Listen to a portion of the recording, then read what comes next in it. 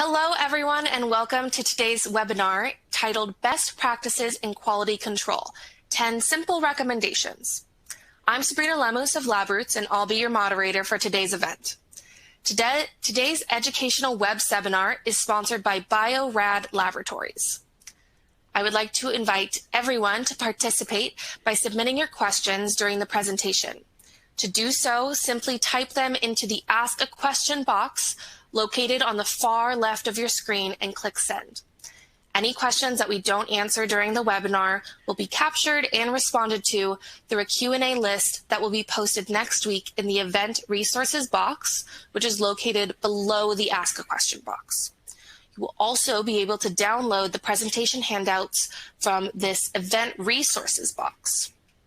If you have trouble seeing or hearing this presentation, please also submit your concerns in the Ask a Question box, and we will address your issue. As a reminder, this presentation is educational and offers free continuing education credits.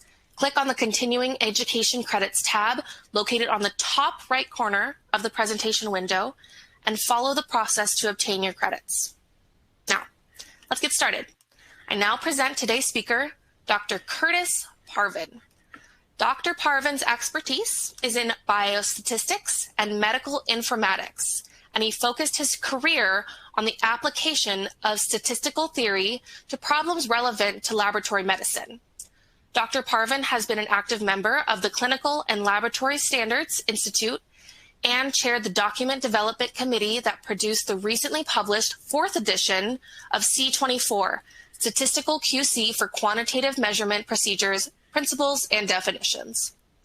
For a complete biography on Dr. Parvin, please visit the Biography tab at the top of your screen. Dr. Parvin, welcome, sir. You may now begin your presentation. Thank you for that introduction, and hello to everybody. And thanks to all of you for participating in this webinar, and thank you especially for your interest in laboratory quality control, a subject near and dear to my heart. So today I'll be talking about best practices in quality control, and I'll offer 10 simple recommendations that hopefully will help you to further your efforts to minimize patient risk in your laboratory. These are some of the learning objectives that I'm hoping will be accomplished during this presentation. Hopefully after this presentation, you'll be able to better identify factors in QC error that contribute to increased patient risk. You'll be able to describe ways in which quality risk management has contributed to an added set of values that the laboratory should be aware of. And hopefully of the 10 recommendations I give, you'll have at least 5 of them that are practices that you could maybe apply in your laboratory that you're not currently doing. So I would argue that one of the main goals in laboratory medicine is to improve patient health by providing laboratory test results that support good medical decisions. And in order to accomplish this in the laboratory, we need to provide accurate test results that enhance patient care and minimize patient risk. Now, laboratory quality control is in the business of trying to minimize patient risk due to out-of-control error conditions or test system failures. So the topics that we'll be discussing today with regard to laboratory quality control will be focused really on minimizing patient risk of harm.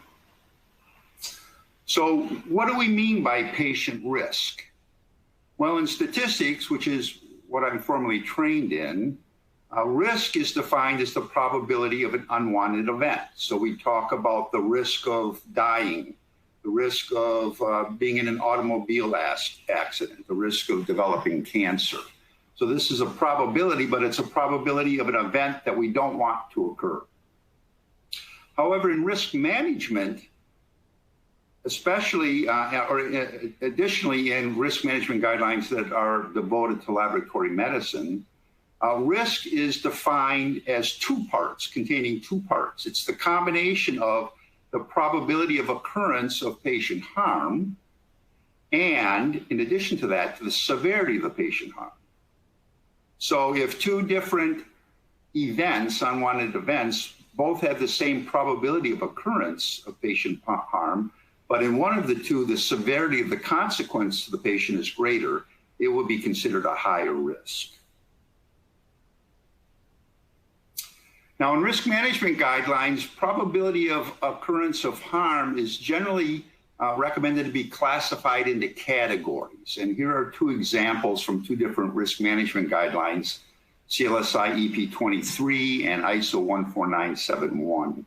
The categories are listed in the left column and range from frequent to improbable.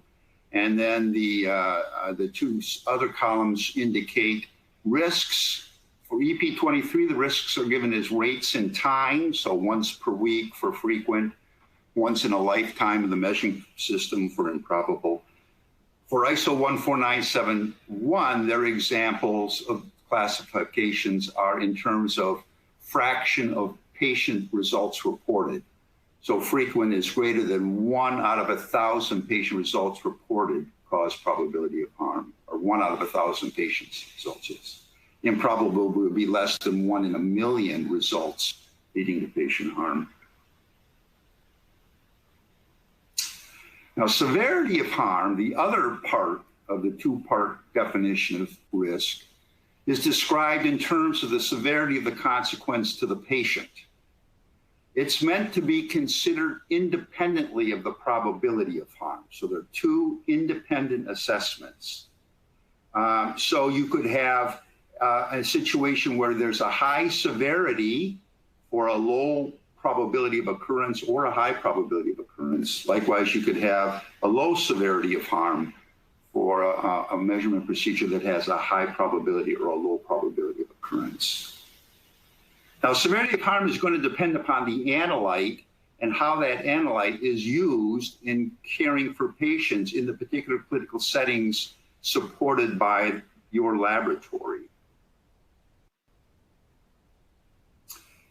Both CLSI EP23 and ISO recommend that severity of harm also be classified into categories, and actually both documents give the same examples for the categories and their definitions. So I'm showing it for EP23 here. So the categories range from negligible, inconvenience or temporary discomfort, all the way up to catastrophic, which means patient death or implies patient death. Now, once an assessment has been made for the probability of occurrence of harm and the severity of that harm for a particular analyte and a particular measurement procedure, then the recommendation is to define and use a risk acceptability matrix to determine if the risk is acceptable. This is an example of a risk acceptability matrix that appeared in the CLSI EP23 guideline.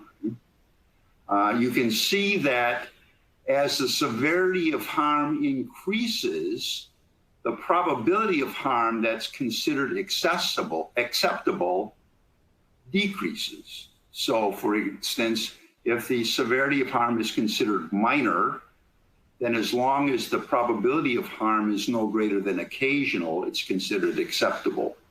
But if the severity of harm is deemed critical, then the probability of harm needs to be no greater than remote in order to be acceptable. So the general idea is the more severe the consequences to the patient, the lower the probability of occurrence of harm has to be in order for the patient risk to be acceptable.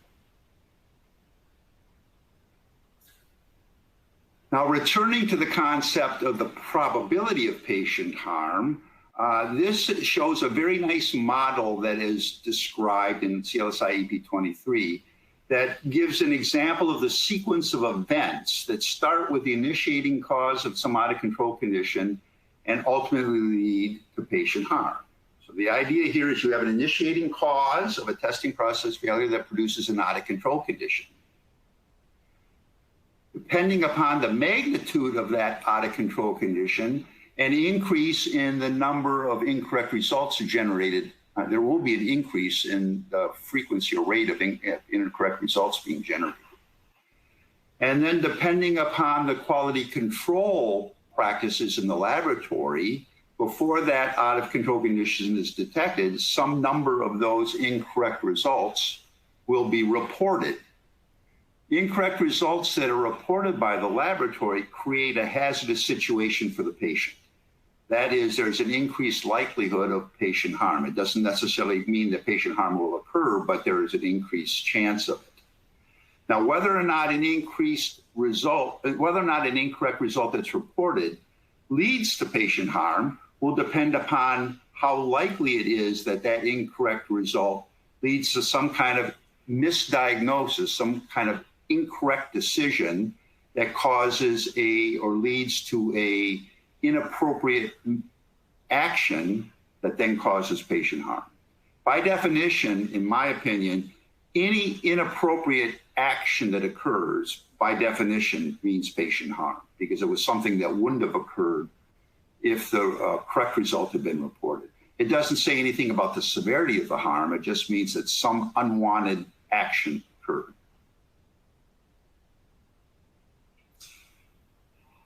Now, before I go further into detail on this model, I think I should take a little bit of time here and talk about what do we mean by an incorrect result. This says an incorrect result is generated. Well, what do we mean by an incorrect patient result?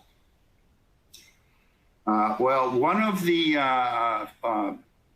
opportunities I had in the recent past was to chair the document development committee that produced the 4th edition of the CLSI document on quality control practices for quantitative measurement procedures, which is CLSI C24. And this is the definition that's given for an erroneous result in the CLSI C24 document. I'll just read it. It says, a patient result that fails its quality requirement, which is very similar to the ISO terminology for an incorrect result. Then note 1, the quality requirement is usually expressed in terms of an allowable total error requirement, denoted TEA. If the measurement error in a patient's result exceeds the TEA requirement, the result is erroneous.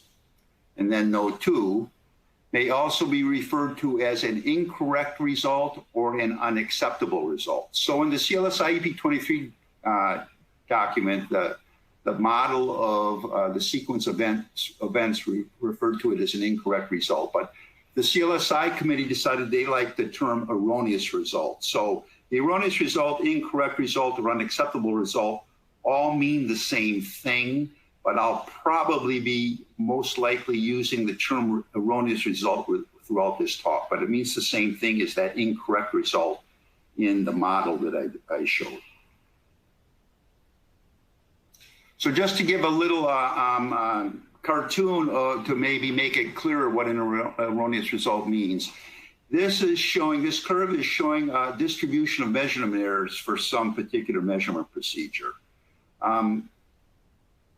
The allowable total error specifications are designated here so that any result that's outside those allowable total error limits is considered erroneous. Any result with measurement error that's within those allowable total error limits is considered useful, fit for its intended use. So that's the way we define an erroneous result. It's a result that has measurement error in it that exceeds the allowable total error requirement. And we can compute it if we know the distribution of measurement errors for a particular method. So now returning to this model of the probability of harm, starting from an initiating cause, I want to just spend a little bit of time going through each of these steps in a little more detail and talk about how we can think about these different steps in the process.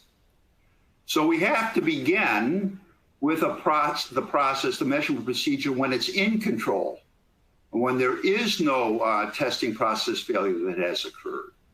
So the in-control probability of producing erroneous results really depends upon the allowable total error specification for the analyte and the inherent bias and imprecision in the measurement procedure. The three things that really define a sigma value. So the in-control probability of producing erroneous results really reflects the sigma value for the measurement procedure, the in-control process capability. How likely is it to produce an erroneous result when your measurement procedure is working as it should.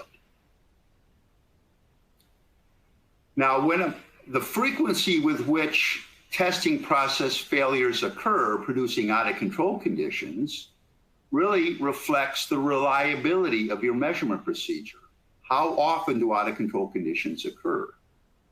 Clearly, the more frequently out-of-control conditions occur, the more potential incorrect results that are generated that could lead ultimately to patient harm. So knowing the reliability of your measurement procedure is important. When, for any given out-of-control condition that has occurred, the number or rate at which erroneous results will be produced is going to depend upon the magnitude of that out-of-control condition. The larger the out-of-control condition, the more likely it is that erroneous results will be generated that potentially can cause patient harm. So we have to be able to be prepared for any possible magnitude of out-of-control condition that might occur. Now, when an out-of-control condition has occurred and incorrect results are being generated, how many of those incorrect results get reported from the laboratory will depend upon how effective the laboratory's quality control practices are at detecting that out-of-control condition as soon as possible. The poorer the ability of the laboratory to detect an out-of-control condition, the more incorrect results will be reported, creating hazardous situations for patients that could potentially lead to patient harm. And then when incorrect results are reported, how likely it is that an erroneous result leads to an inappropriate decision or an inappropriate action will determine how many of those incorrect results lead to patient harm. So some knowledge of the likelihood that erroneous results lead to inappropriate decisions or actions, and well, the knowledge of that is important in terms of determining how many erroneous results might lead to patient harm. So now I've kind of gone through in a little more detail all of the steps in this process. Now, clearly, where the laboratory and laboratory QC plays its biggest role is in this section of that sequence. Process out-of-control conditions occur. How able are we to detect those out-of-control conditions and minimize the number of incorrect results that are reported? So that's where we tend to have traditionally focused on our quality control strategies in detecting out-of-control conditions as soon as possible. However, when we're considering the impact of our QC practices on the probability or the risk of patient harm, we also have to be aware of these aspects of that sequence of events too, in order to assure that the amount of quality control effort that we're providing in the laboratory minimizes the risk to patients during these stages to an adequate degree, because based on these stages also. Okay, so with that brief introduction of how we relate what we do in the laboratory in quality control to this model of the probability of, or the occurrence of patient harm based on the initiation of an out-of-control condition, I now want to offer 10 QC recommendations that will help minimize patient risk. All of these recommendations are widely applicable to a wide variety of laboratory situations. Their implementation is straightforward, doesn't require advanced math to either understand them or to implement them. And they should all, to one degree or another, help reduce patient risk. So recommendation number 1, always end patient testing with a QC evaluation. So what do I mean by this? So here's a cartoon that I'm showing of a continuous testing process. The solid circles are representing QCs that are being tested periodically. If the circles are green, that means that the QC rule was accepted, and if they're red, it means that it's rejected.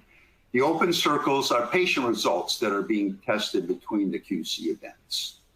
Now, as this continuous process is going along, there is a point in time where an event occurs that causes the laboratory to take pause or to be potentially concerned that this event might have an impact on the state of the process, that it could adversely impact the measurement procedure.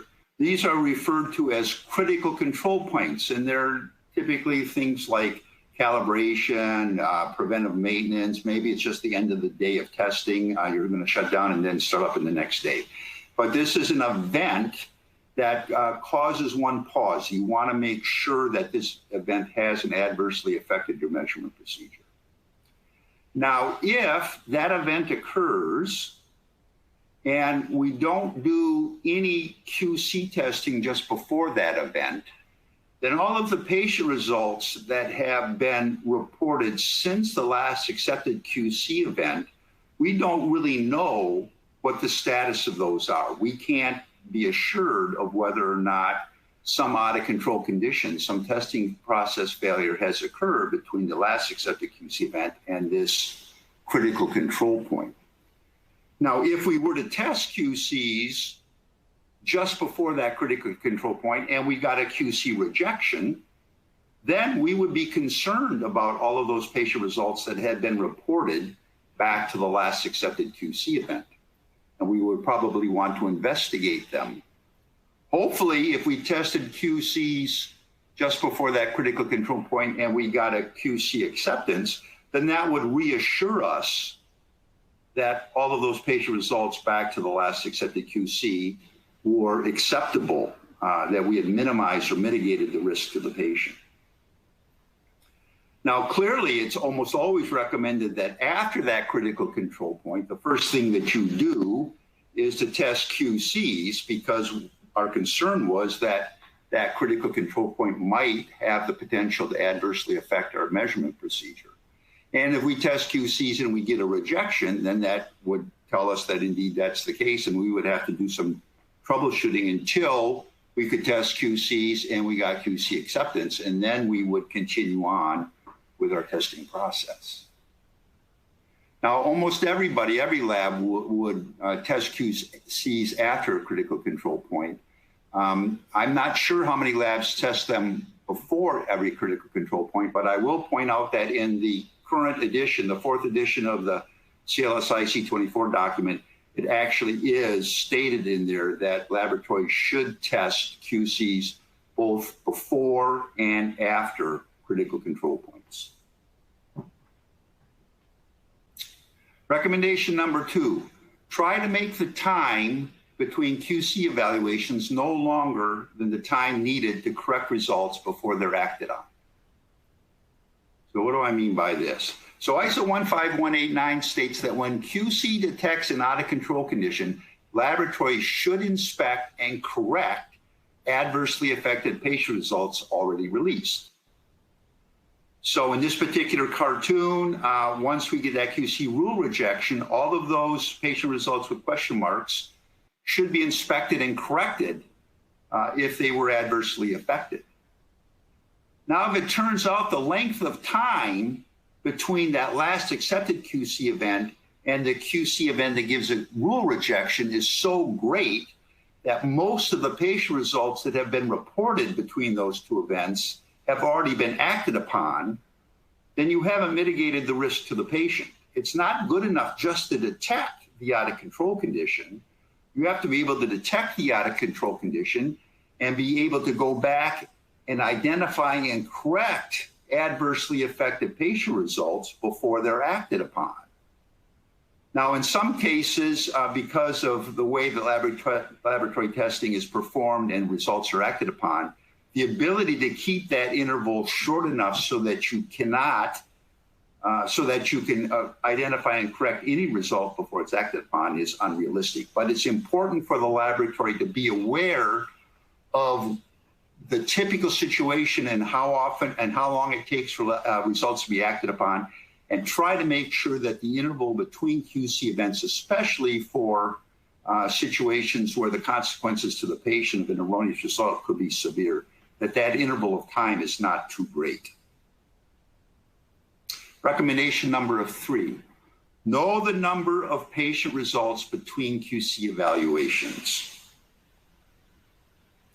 So recommendation number 2 was really related to trying to recover from an out of control condition that has been detected, and that recovery really depends upon time.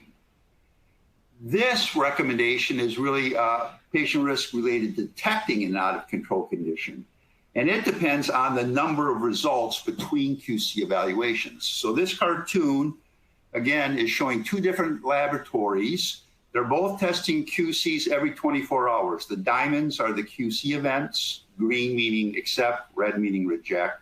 The vertical lines are the patient results, and the little red asterisks are patient results that are incorrect or erroneous.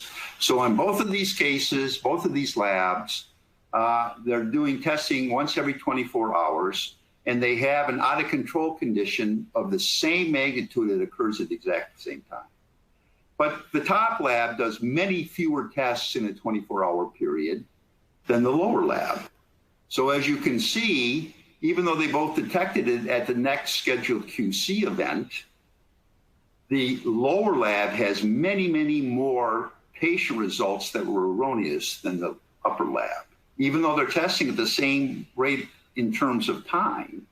So really, from the laboratory's perspective, patient risk is dependent upon the number of patients evaluated between QC evaluations, not the length of time. So it's important for you to have a sense for each of your analytes, the average number. Of course, the number of patients tested between any 2 QC events is going to vary from day to day and within day. But you need to have a sense for the average number of QC events, or the average number of patients that are tested between QC events for your analytes. Recommendation number 4, estimate the magnitude of an out of control condition before correcting it.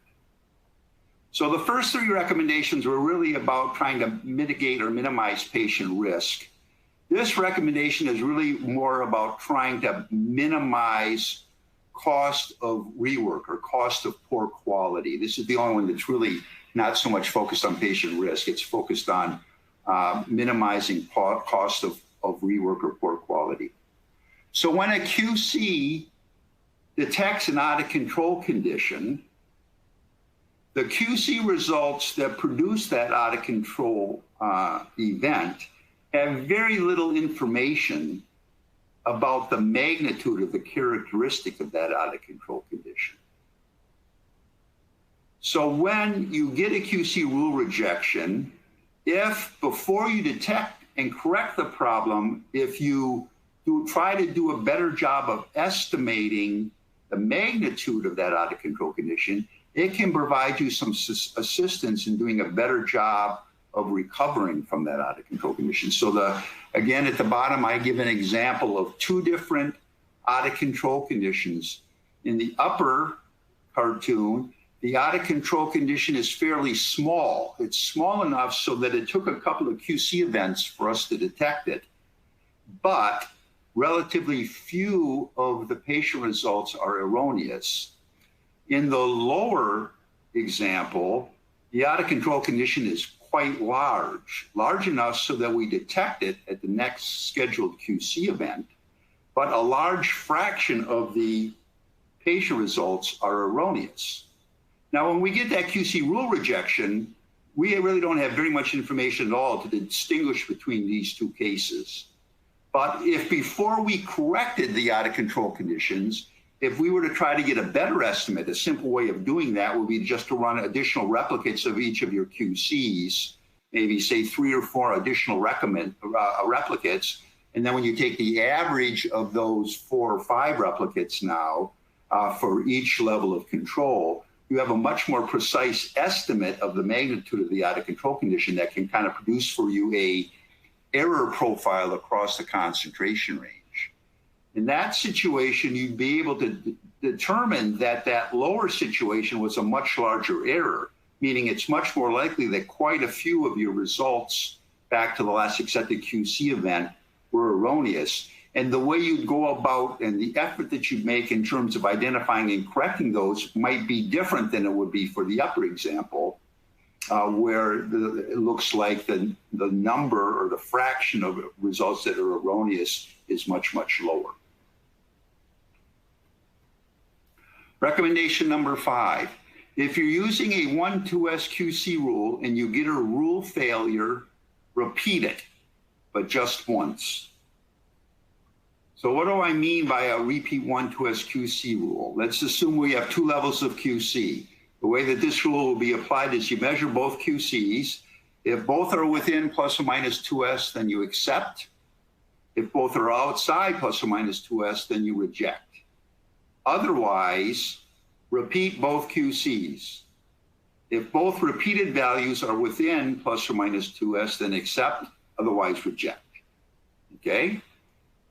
Now note, this is not a repeat, got lucky QC practice.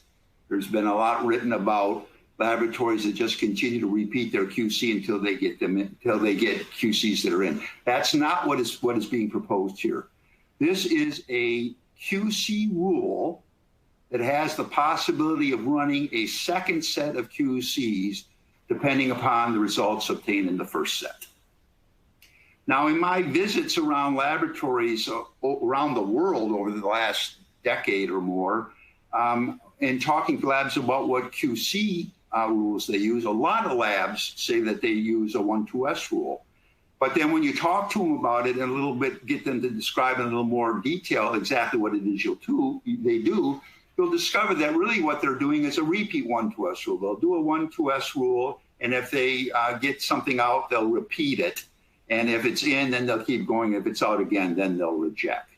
So I came away from that thinking, you know, there are probably a lot of labs that are doing this repeat 1-2S rule, but there's really been no formal evaluation of what the characteristics, what the abilities of that kind of a rule are. So a number of years ago, I did a study and published a paper in the Journal of Clinical Chemistry.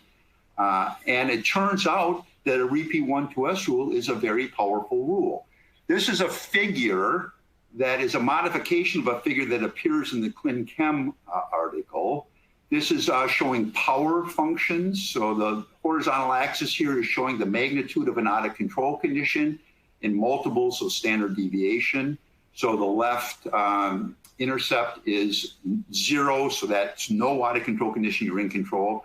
And as you move to the right, it's increasing magnitudes of out of control errors in shift. And then the vertical axis is the probability of a rule rejection. And each curve represents a QC rule.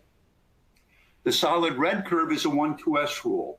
The solid green curve is a 1-3S rule. You can see that a 1-2S rule is very, very powerful, but the problem with the 1-2S rule with 2 QCs is its false rejection rate, where it intersects the vertical axis, is at about 0.9, about 9%. So it has a very high, unacceptably high false rejection rate. The green curve, the 1-3S, has a nice low false rejection rate, but its power is not very, very good. I've shown 2 common multi-rules in the dash curves. The dashed black curve is a 1-3S 2-2S R4S multi-rule, and the pink curve is a 1-3S 2-2S R4S 4-1S multi-rule. That's effectively the Westgard multi-rule without the 10x bar, and the 10x bar in many circles now is argued that people shouldn't use that rule. So that's effectively the Westgard multi-rule. The solid blue curve is the repeat 1-2S QC rule. And you can see that the repeat 1-2S rule is much more powerful than either of the multi-rules, certainly much more powerful than the 1-3S rule. Not as powerful as the 1-2S rule for small out of control conditions, but it has a much more acceptable false rejection rate. The false rejection rate is about 1% for the Vp12s rule. Recommendation number 6, divide analytes into high and low sigmametric groups. So the sigmametric, which I've alluded to earlier, is defined as the allowable total error specification for your analyte minus any inherent bias in your measurement procedure divided by the in control and precision, or SD, of your measurement procedure. So effectively, it's the number of process SDs that fit within the allowable total error specification. It's really measuring the in-control capability of your measurement procedure. Now, high sigmametric processes are easy to QC. Low sigmametric processes are harder to QC. And I'll try to justify those last 2 points with some cartoons. So this is showing the distribution of measurement error for a particular measurement procedure that is a 3 sigma process. So you'll notice that the allowable total error limits are at plus or minus 3 sigma. And we're assuming that this particular measurement procedure is unbiased, so it's centered on 0. When this process is operating in its in-control state, there is about a 3 in 1,000 chance of producing results that have measurement error that exceed the allowable total error. So about a 3 in 1,000 chance of producing erroneous results. However, if an out-of-control condition occurred that produced a 2 SD shift in the process, while this is the state of your measurement process in its out-of-control condition, there is greater than a 15% chance that your results will have an unacceptable amount of measurement error. They'll be erroneous. So when a 2 SD shift in a process occurs for a 3 sigma metric measurement procedure, you better be able to detect that out-of-control condition very quickly, because while it's undetected, about 1 out of 7 of your patient results will be erroneous. Now, conversely, let's look at a 6 sigma process. So now the only difference here is that the allowable total error limits are at plus or minus 6 rather than plus or minus 3. In this situation, when you're in control, there's about a 2 in a billion chance of exceeding allowable total error requirements. So for a 6 sigma process, when you're in control, you should never expect to see results that have measurement error that exceed your quality requirement. And if a 2 SD shift occurred in this process, a 6 sigma process, there is still less than a 1 in 10,000 chance of exceeding the allowable total error requirement. So it's not nearly as critical to detect a 2 standard deviation shift in a 6 sigma process as it is in a 3 sigma process. So for high sigmametric processes, you can take advantage of that process capability to maybe reduce the false rejection rate, widen your limits for your QC rules, and reduce the false rejection rates, because false rejections have costs associated with them. You might reduce the frequency of QC testing, but remember, you can only do this if your recovery requirements permit it. That's that recommendation number 2. You can't go so long between QC tests that when you do detect an issue, you can't recover from it in a timely enough fashion to prevent actions on erroneous results before they're corrected. Or you could strengthen your quality claim. That is, specify a smaller allowable total error. You can say that you're able to produce results that meet a more stringent quality requirement for your customers. For low sigmametric processes, seek ways to reduce bias and imprecision. Those are the 2 things that make for a low sigmametric. If you can't do that, use more powerful QC rules or increase your QC frequency. And if none of that works, then maybe you have to reassess whether or not your quality specification is realistic. Maybe you have to widen your quality specification. Recommendation number 7. Don't rely solely on sigma values to determine your QC strategy. So 6 was just saying use your QC, your sigma values to kind of determine how you do QC. This recommendation is saying that's important, but don't rely solely on sigma values to determine your QC strategy. The reason for this recommendation is that there have recently been publications that have appeared that provide tables such as this. It's referred to as a sigmametric-based QC strategy design. And the table implies that the number of QCs that you test, the QC rule that you use, and the frequency of QC testing can all be based simply on the sigma metric.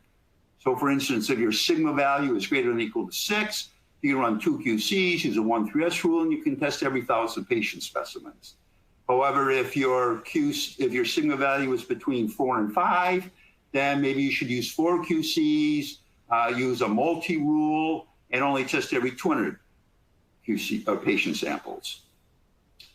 Now, the sigma metric is important for determining how able you are to detect shifts of a certain magnitude, but remember, there are other aspects of that sequence of events, not just within the lab, but outside the lab, and there are important issues that we have to consider there in order to determine how good our QC needs to be. So my last 3 recommendations are all going to kind of be based on this point that for the same sigma metric, depending upon other issues, maybe different amounts of QC are required.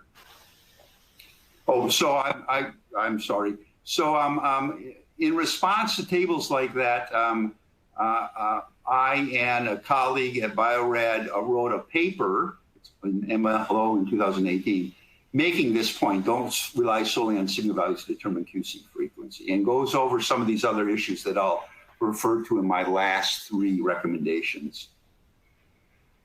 So recommendation 8, devote more QC effort to unreliable measurement procedures. So remember, in this sequence of events, the reliability of our measurement procedure determines how frequently out-of-control conditions occur. Each out-of-control condition has the ability of producing incorrect results that are reported. So we need to provide more effort at detecting and correcting out-of-control conditions for methods that are unreliable. Or another way of saying this, 2 different measurement procedures that have the same exact sigma value, but one method is much less reliable than the other.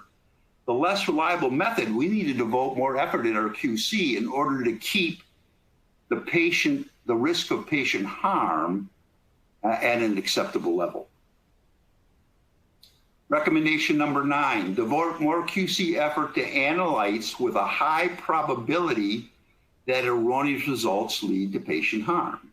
So again, how likely it is that incorrect results that we report lead to patient harm will depend upon the information content in those results and how likely it is that an erroneous result will be enough to cause an inappropriate decision or action that leads to patient harm. So for those situations that have a high probability that erroneous results will lead to inappropriate decisions or actions, we need to devote more QC effort so that we can minimize the number of those erroneous results reported. Or another way of saying it, 2 different measurement procedures that have the exact same sigma value, but in one case, it's an analyte where the likelihood that an erroneous reported result leads to inappropriate decisions or actions than the other. For that one, we need to devote more effort to our QC, even though they have the same sigma value. And then lastly, devote more QC effort to analytes with high expected severity of patient harm from an erroneous result. So remember, our risk acceptability matrix made the point that the higher the severity of harm, the lower the probability of harm must be in order to be acceptable. So for 2 different measurement procedures that have the exact same sigma value, if one of them is for an analyte where the kinds of patient care situations involved with that analyte and the decisions and actions taken are such that if an inappropriate action occurs, it has severe consequences, then we need to devote more QC effort in that situation than we do for one where the consequences are not severe. So in summary, a laboratory's tolerance for reporting erroneous patient results should depend on the likelihood that erroneous results lead to harm and the severity of that harm. Those are the two things that define patient risk. The laboratory's impact on patient risk depends upon the in-control performance of the lab's measurement procedure, its sigma value. It depends upon the reliability of the lab's measurement procedure, and it depends upon the lab's QC strategy.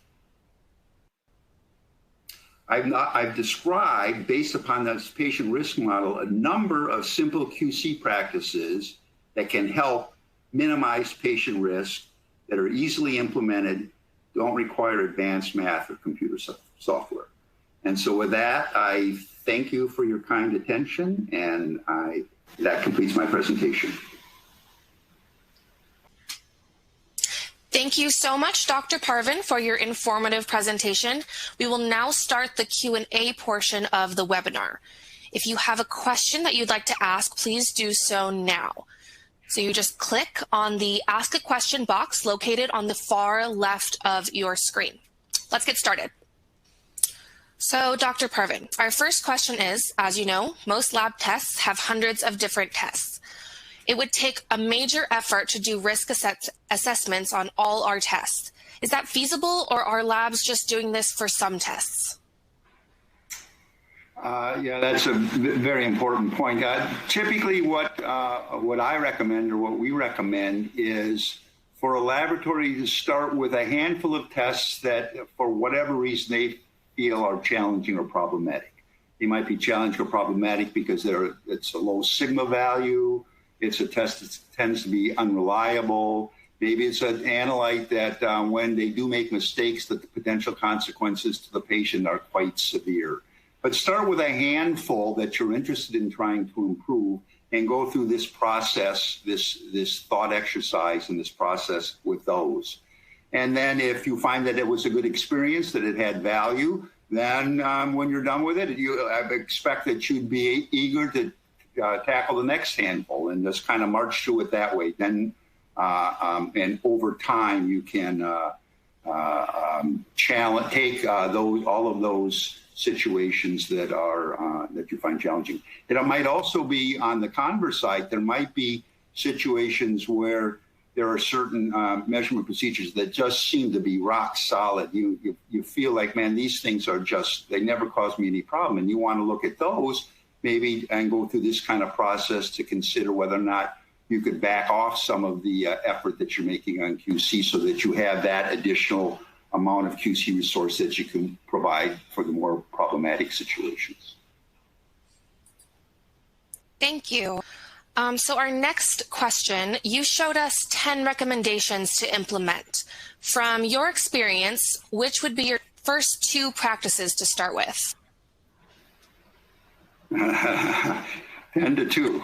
Okay. Well, first of all, I haven't been in a laboratory in over a decade, so it's going to certainly depend upon each laboratory. But a couple that come to mind that are fairly easy to implement, straightforward for any laboratory, and that are kind of backed by some recommendations now, would be this idea of testing QCs not only after but also before any critical control points that you've identified in your laboratory. This, again, is one of the recommendations in the C24 document now.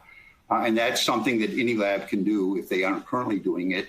And it's certainly in those situations, too, where it might be a fairly unreliable measurement procedure. So you're expecting that this procedure can go out of control more frequently than others. Then it's probably really important to make sure that you're mitigating the risk to those patients that have been reported since the last accepted QC event, but prior to the critical control point. So that would be one. The other one would be the Vp12s Rule. I'd say that for laboratories, in those situations where they have some challenging assays because they have low sigma values, that a repeat 1,2s rule is a very straightforward way of improving the power, unless you're doing something esoteric. Now, if you're already running EWMA rules or QSUM rules, and if you don't know what that is, then you're not running them. But if you're running just the typical multi-rule kinds of things, the repeat 1,2s rule really is going to give you more power and is easy to implement. The advantage of the repeat 1,2s rule too is that typically when a real error is detected, it's because you've done a repeat.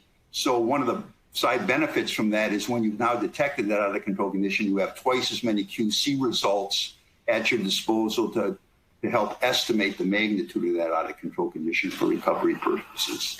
So, Dr. Parvin, our next question, by dividing my analytes into high and low sigma tests, how would the lab deal with different QC frequencies by analytes and number of patients? Yeah, that's a great question, and that's one that I've done a lot of. I've published a lot of papers on determining an appropriate QC frequency, and one of the challenges when you go through that exercise is that you might have a particular control material that has 20 different analytes that are being measured, and you've gone through this exercise and come up with 20 different appropriate frequencies of testing. And how do you do that meaningfully? Well, the easy answer is if you have some of the instrument technology that's becoming more popular now, like the Vistas, which allow you to have onboard QC and schedule your QC on an analyte-by-analyte basis, then it takes care of itself. But for those situations where really the laboratory has to schedule their QCs either on the clock at a particular time of the day or maybe by number of patients between QC events, then the recommendation that I usually make is you divide your measurement procedures into high and low sigma groups, and then you define two different QC schedules, one that's an exact multiple of the other. So if you're doing it in time, it might be you have an 8-hour schedule and a 4-hour schedule. If you're doing it in number of patient samples, it might be that you test patients every 200 patients and every 100 patients. And then for those measurement procedures that have a low sigma, you test those at the high frequency schedule, but those that are high sigma, you just test those every other at the low frequency. That seems to work. You can get more sophisticated. You can have 3 different schedules. That all kind of depends on your lab and how easy it will be to manage those kinds of things. Awesome. Thank you. And your second recommendation said to set QC no longer than it takes to correct results before they are acted on. What is your recommendation when the results are auto-verified and released and the next QC may not be until the next shift or day? Yeah. And so I alluded that a little to that a little when I was talking about it, but certainly there are a lot of analytes that are being ordered and reported where the turnaround time is critical. I mean, they're being auto-verified and they're being reported because a healthcare provider wants that result quickly. So if you think the result's going to be acted upon within an hour, it might not be practical to be testing QCs every hour because it's just not feasible. But I think the important point here is that in those situations where you know that if an action is taken based on an erroneous result, that the consequences to the patient can be significant. In those cases, you have to make sure that you have ways of being able to stop those actions from occurring once an out-of-control condition has been detected before they harm the patient. If you're dealing with situations where the severity of harm is nothing more than the order or repeat of the test, then maybe that's not such a big deal. But if the consequences are that they're going to be taken to surgery if it's an erroneous result, and they wouldn't have been if they weren't, you want to make sure that you don't don't allow those things to happen. And even though your signal value might tell you that you could test QCs once a day, you might have to decide that, no, you know what, we got to test QCs 3 times a day or 6 times a day, because we can't afford, even if we can detect that out of control condition the first time we test for it, we can't afford the amount of time that's gone on that we've been reporting results that could have been acted upon, causing severe consequences to a patient. Okay. And our next question, the third recommendation is to know number of patients between QC evaluations. What are your thoughts for labs whose patient volumes vary from day to day? Oh, yeah, absolutely. And they will. They'll not only vary day to day, but depending on your laboratory, they very likely vary within day, you know, much more volume in the middle of the day than in the middle of the night. And weekends different than weekdays, et cetera. But the real key here is just on average, knowing which are your analytes that you do a lot of and which ones aren't. For example, again, most patient orders that are sent to the lab, there are multiple analytes that are being ordered on a particular specimen. And you might find that in an 8-hour shift, you're testing QCs every 8 hours. In an 8-hour shift, you've got 500 patient samples. And of those 500 patient samples, 400 of them have had electrolytes ordered, but only 3 of them have had calciums ordered or some other rarely ordered tests. And so it's important to know what kind of volume of analyte orders there are in the intervals of time or in the intervals of number of patients that you're processing between QC events, so that you can, because really, as I've already said, the risk from the laboratory's perspective has to do with the number of patients tested between QC events, not the time. Time is important for recovery, but patience is important for the detection part. So it's just, I think it's just of value for a laboratory to have an idea of what their testing volume is. And it can be on an average, you know, we do 3 to 5 of these in a shift or in a day, and we do 400 of these in a shift or in a day, or in the interval between typical QC events. Great, and we have time for just one more question. Dr. Parvin, on your last slide, you indicate the laboratory's tolerance for reporting erroneous patients' results should depend on the likelihood that erroneous patient results lead to harm and severity of patient harm. The tolerance also depends on the context and specific situation for the testing, for example, an emergency room, diagnosis, or disease monitoring. How have you seen labs do this? Yeah, and this is a really good question and an important point that I'll editorialize on a little bit. Traditionally, in the laboratory, the way that we've dealt with quality control is we've effectively treated our instruments in the lab as if they were our patient. You know, what we're trying to do is keep healthy instruments, healthy patients. A healthy instrument is an instrument that's operating and it's in control state.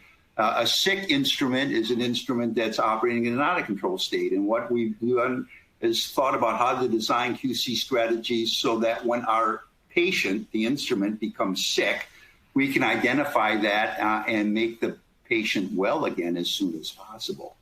Well, the things that I'm talking about as we move from not focusing on the instrument in the lab, but focusing on the patient, it brings into play a number of issues, a number of aspects that aren't just related to the instrument. Things like the severity of harm to the patient, how the results are used.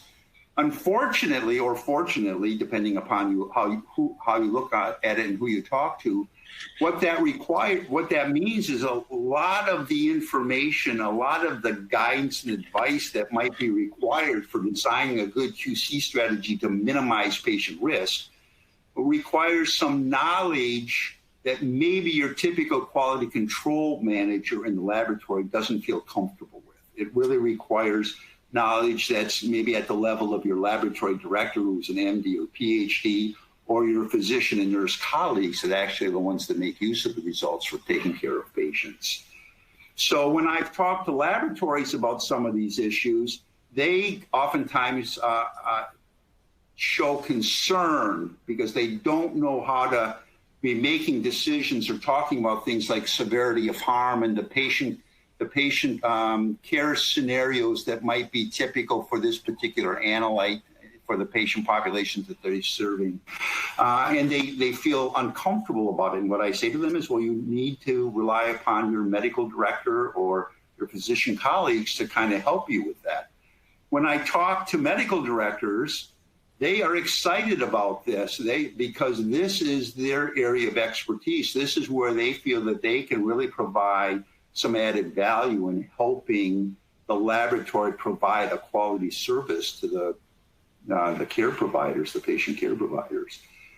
So when I talk to physicians, they're all excited about these ideas. When I talk to a med tech that's dealing with quality control, sometimes they look like a deer in the headlights.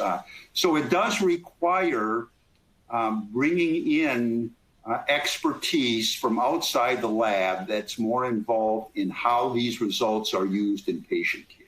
And as it was pointed out in the question, for any particular analyte, there are a number of different patient care scenarios, some that could result in really ugly things happening and others that aren't.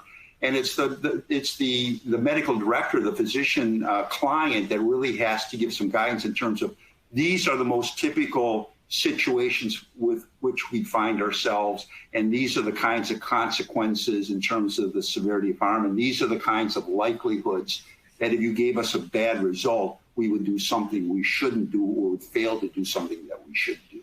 So that's a very good point. And the good news, bad news is it's bringing healthcare providers or people with medical knowledge into the picture, which is good if we're trying to minimize patient risk, but it does make more challenges in the laboratory in terms of doing these things. Thank you again, Dr. Parvin, for your time today and your important research. Before we go, I'd like to thank the audience as well for joining us today and for their interesting questions they have submitted.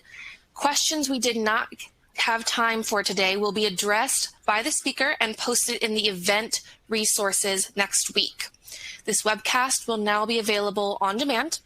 If you found this informative and helpful, please share with your colleagues. Bio-Rad will be hosting a new QC-related webinar every month this year. Please check back regularly for new topics and take time to explore our posters and booths in the virtual conference. Until next time, stay safe. Goodbye.